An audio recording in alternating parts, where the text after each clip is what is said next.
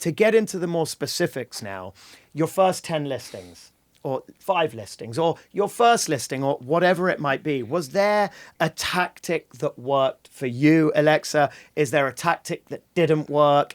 What do you do when you're out there trying to gain business that speaks organically to you?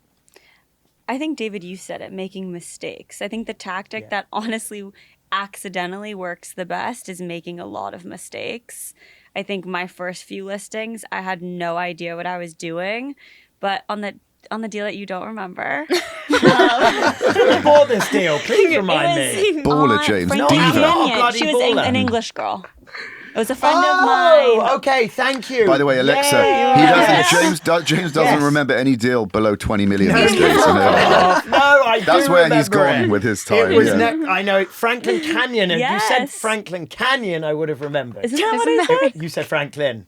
Oh. But it's all good. Okay. Of course I Franklin remember. And you Canyon. were a rock star even back then when Thank you you. just started. Carry But on. I think that is... And we were in multiples and she Is that won the one it. with the big flat yards? Yeah. Yes. It was Oh, that was double an lot. epic house. That was a Yes. good So house. was it Mark That was your Levine's first house? sale. Who? Mark Levine. No.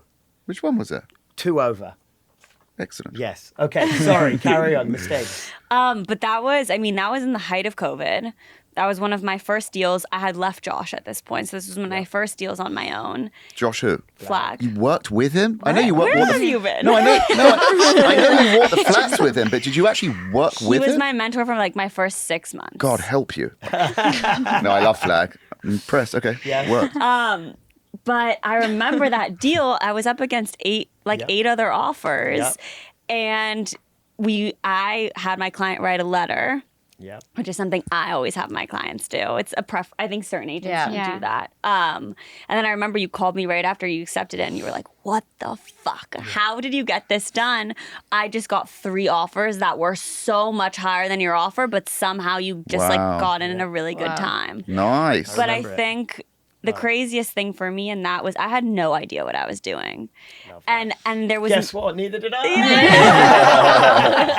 And there was not one moment where I thought to myself, like, I'm better than anyone in this room and I know what I'm doing. I remember I walked into that deal with you and I said to you, like, I'm very green and I have no idea what I'm doing and I'm just going based off of what I feel is right and what my mentors in the past have told me, whether it was Josh or my family, my dad or whoever it was.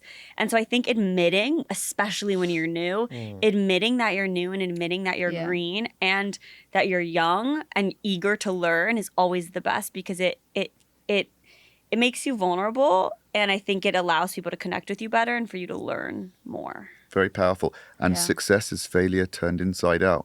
Yes, it is. It is. I love that saying. So do I. Said it so much. And every time he says it, I'm like, I'm going to use that. And then I forget it. And then I I'm use it again. And then it's like, I get it wrong. Okay, Shana, to you. 10 listings, 5 listings, 1 listing. Like, what advice do you give to the newer agent coming into this biz?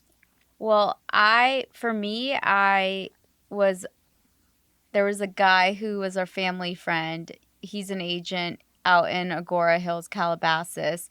He reached out to me and was like, there's a chance we could get like a $30 million listing. I was in the industry for 3 months at the time. And I was like, I'll do anything. And he's like, yeah, he needs a top brokerage. So I brought Brandon to the listing appointment and me. Like I said, I think it's really good to go and work with people who have that experience to get those bigger listings. I think that's We did it with important. Mauricio the whole time. Yeah, and I think that's what helped. And we went, and the client was a big football player, and he looked at me like, literally, who are you? And I was like, no. I was like, trust me, like, you'll be so happy, because his personality and Brandon, who has such a specific personality, were polar opposites. I was like, I'll be there. I'll do everything. And I lived far from Calabasas. I was driving there nonstop every day. I was feeding the fish. I was picking up the housekeeper dog. Yeah, I was doing everything in this house. But I think it showed, and we sold it. And I think that's really important. And then one more that was on the buy side. Rainey gave me one lead ever, and it was her hairdresser, the sweetest lady.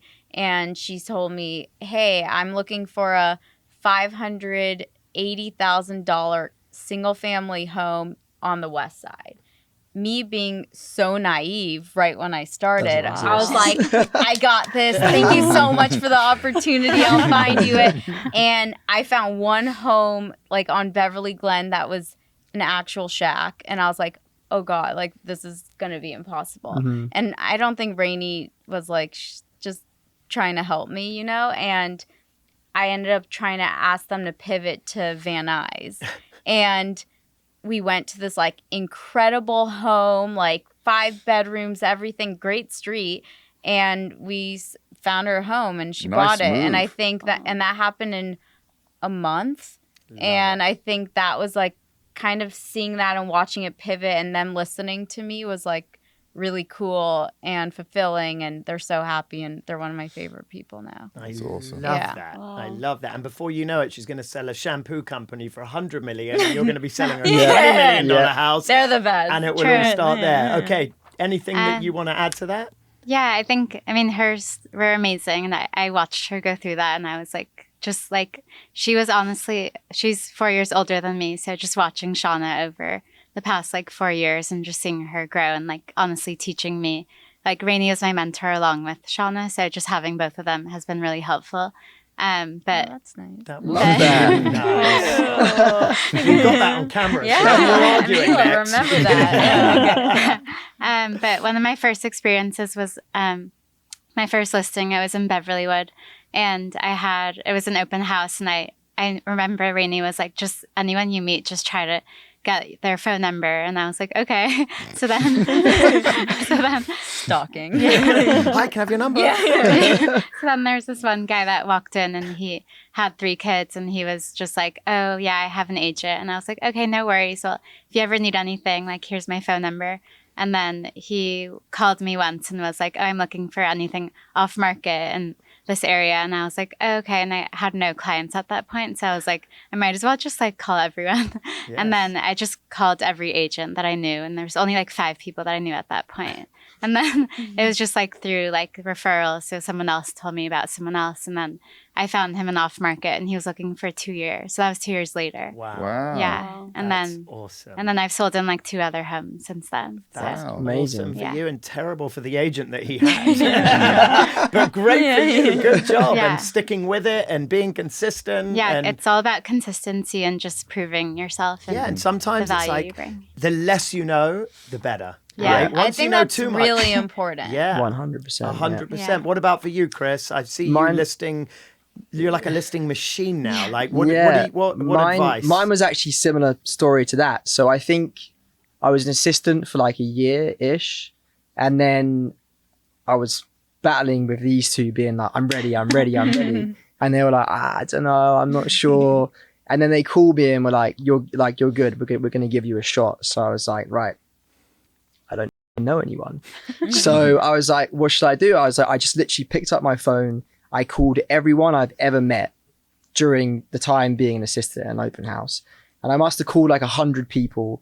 And then this one girl answered and she said, yeah, you know, I've been looking for like a year or so and my agent can't find me anything. She was up to like 1.5. I said, look, give me 2 weeks to find you something off market. If I find you something off market, you let me represent you. And she was like, okay, deal. And then I literally found her something a week later and it was 2 weeks, all cash, closed. Oh my God. And I was like, this is easy. I was like, this is like, I'm making millions. I was like, and I didn't close a deal for like 3 months after that. But so yeah, similar situation to that. And then just open houses, Yeah. meet buyers. And then, you know, I wasn't from here, so I didn't know anyone. So the easiest thing to do was to bring someone on off market, and everyone loves something that no one else has access to. And that's really how I grew my business. I love ultimately. it. And that goes back Yeah. to what we touched on very quickly earlier, is the relationship you have with other agents, Yeah. right? Super important. Dave and I were taught very early on that actually the relationship with other agents is even more important than the relationship you have with your own client, because clients come and go, whereas agents stay. And when you have that buyer and you need those pockets, guess what? If you have good relationships with other agents, they're going to help you with pockets, etc. And they're also going to help you when you're in a multiple counter situation. So it comes down to your reputation, your level of trust, not just with the client, but with other agents as well.